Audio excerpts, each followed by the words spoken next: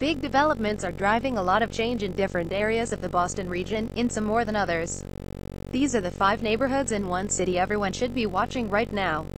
Back Bay. The under construction Four Seasons Hotel private residence is 1 Dalton Street, aka 1 Dalton, is set to become Boston's tallest new building in nearly 40 years since 200 Clarendon, basically.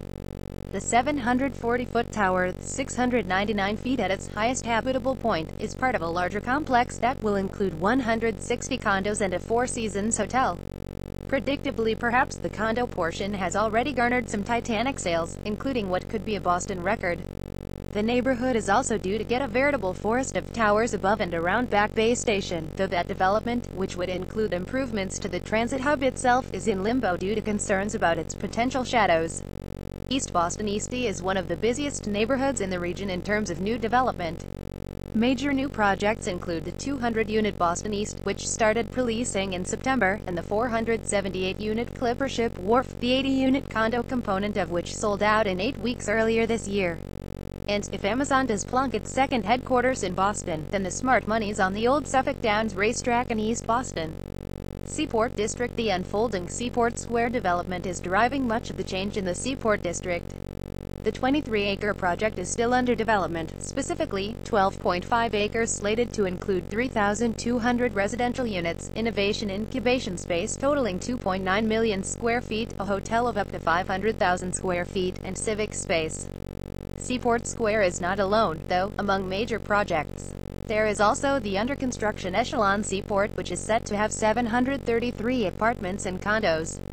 Some 448 of those will be condos spread over 2 towers. That represents the largest single amount of for-sale housing in the neighborhood.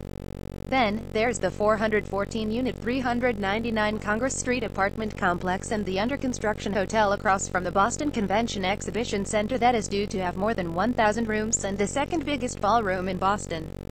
Oh, and Reebok's headquarters is almost finished at 25 Drydock Avenue. South End. An absurd rush of new development in the South End's northeastern reaches is transforming the neighborhood. Indeed, it might be time to come up with a new neighborhood name for this area. Together, the fresh projects are adding thousands of condos and apartments, never mind hundreds of thousands of square feet of retail and eventually tens of thousands of residents. Then there's the recent proposal for redeveloping the 5.6-acre site of the former Boston Flower Exchange.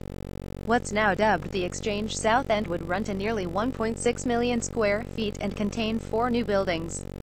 These buildings would total 1,481,350 square feet of commercial, technology, and life science research space. The idea is to rival other regional commercial hubs such as Kendall Square and the Seaport. Finally, the state and a private developer opened Boston's newest park in the neighborhood in early September, the Underground at Ink Block at 90 Traveler Street, beneath an I-93 overpass. Chelsea Silver Line service from downtown Boston into Chelsea is expected to start in April 2018. The 5-mile route will run from South Station to a stop just west of Everett Avenue, and will facilitate connections to the Red and Blue lines. An estimated 8,700 people will use the route daily, a figure sure to further boost Chelsea's status as a Plan B for buyers and renters priced out of Boston proper.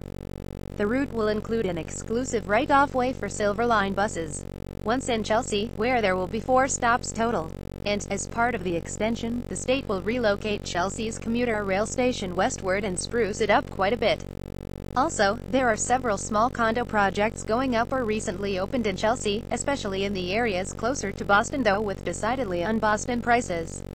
Kendall Square. Longtime presence. MIT is driving much of the change in Cambridge's Kendall Square. And what changed at the start of 2017? The university paid the federal government a mint to take over the 14-acre Volpe Transit Center site, and then floated plans for what would be, at 500 feet, the tallest building in Cambridge. The plans, which won a key zoning approval from the city in late October, also call for about 1,400 housing units and 1.7 million square feet of offices and research space, as well as acres of new parkland and plazas. The university, too, plans to build several buildings south of Main Street, including a 28-story dorm.